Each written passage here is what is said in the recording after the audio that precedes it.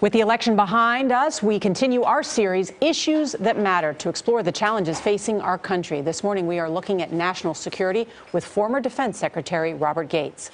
In September, Gates voiced serious concerns about Donald Trump in a Wall Street Journal opinion piece.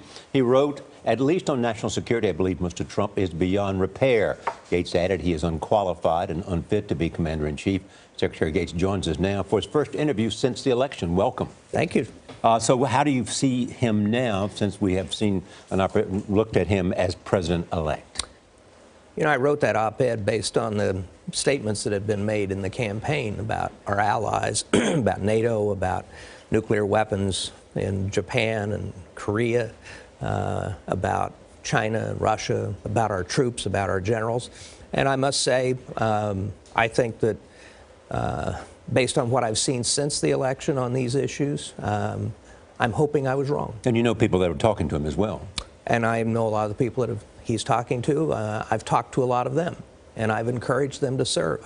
It's critical for us now that he is president-elect, for him to be successful as president, especially in national security. It's important for us all. So I think anybody who can do anything to help should do it. And those who want to stand on the sidelines, I would urge them to reconsider. What have you seen that is encouraging to you? Well, I think, first of all, I think some of the people that he's talking to for senior jobs I find very encouraging.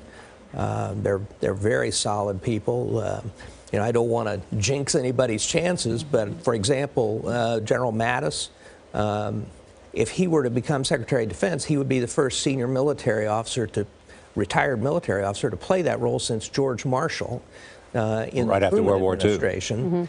And I would ordinarily have some concerns about civilian-military relationships and civilian control and so on, but not with Jim Mattis. Jim has a deep sense of history. He's got a great strategic mind, and the folks in uniform love him. I think he would be a great choice. U.S. law actually prohibits a member of a commissioned officer from serving as Secretary of Defense within 7 years. So how would President-elect Trump get around that? The Congress can pass a waiver, and I think if he had the strong support, as he appears to, of John McCain, the chairman of the Senate Armed Services Committee, I think getting that waiver would probably be more of a formality than a problem. It's so great to have you here because you've served 7 presidents, eight presidents, excuse me, yes, Democrats and Republicans. So you have seen how both parties work in this situation.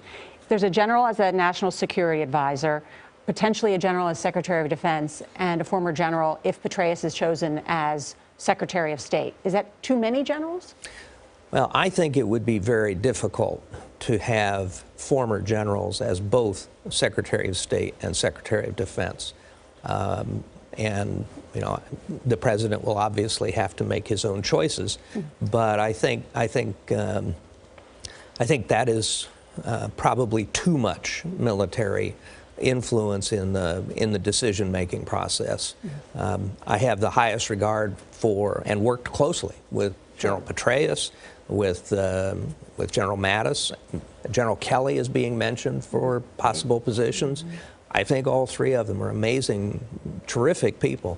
But I think it would be awkward to have a military officer as both Secretary of State and Secretary of Defense. Let's talk about issues. Russia, for example. You are a longtime student of Russia as well as the important positions you've held.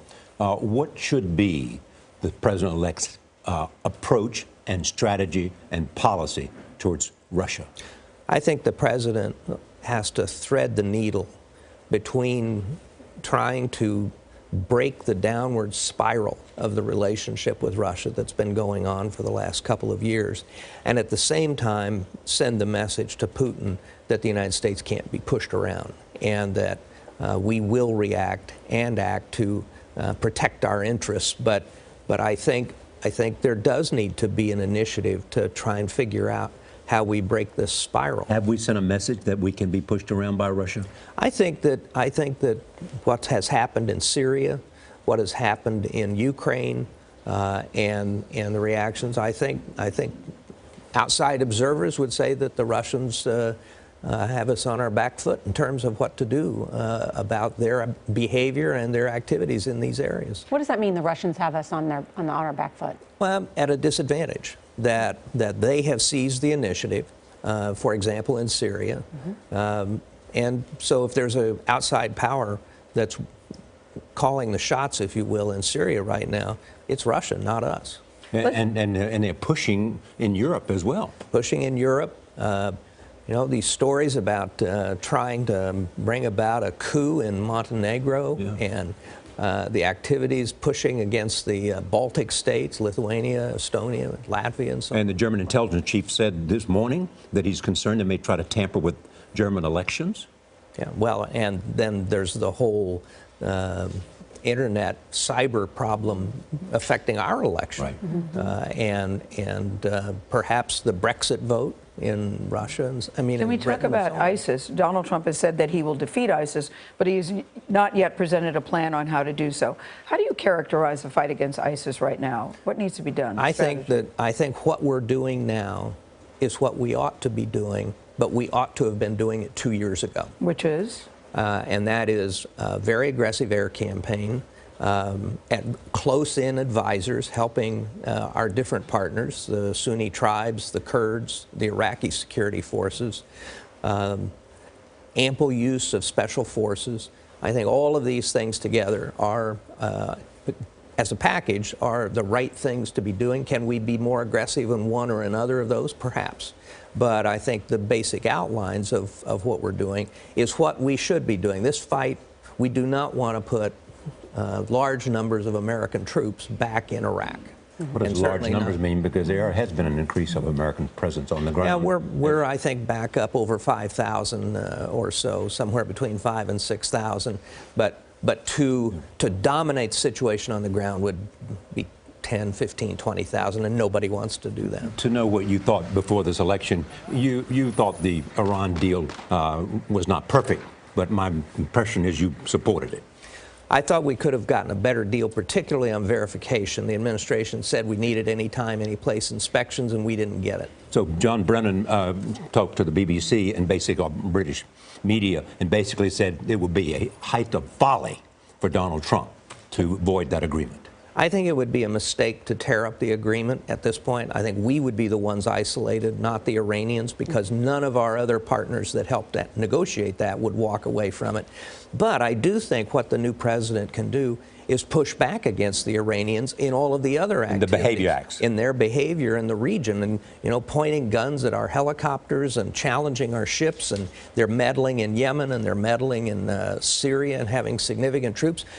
We should have, from the very beginning, made it clear that we were not going to allow, that the agreement on nuclear materials was not going to inhibit us in the slightest from protecting our friends and our interests in that region against the Iranians. The irony is the Ayatollah made it clear they were not going to be inhibited from doing other things in the region. I don't know why the president didn't provide that same kind of pushback. It seems to me that on China, on Russia, on Iran, you're basically saying we have to make sure that people feel our presence and do not push us around, and that we are, in fact, going to stand for what we believe in. Absolutely. But I do think there are lots of ways to do that without sending significant numbers of American troops around the world. I think that this sense that we've been at war for 15 years. We have used the military tool in the national security toolbox to the exclusion of almost everything else. And so I think we can make our presence and our influence known not only by the deterrent effect of military strength, but then by supplementing it with diplomacy and intelligence activities and so on. And I just think there's been too much of an emphasis on putting troops on the ground around the world. Secretary Gates, we have to leave it there. It's called Issues That Matter. That's why we like having you at the table. Thank you. Thank you. That's what matters. Thank you, sir.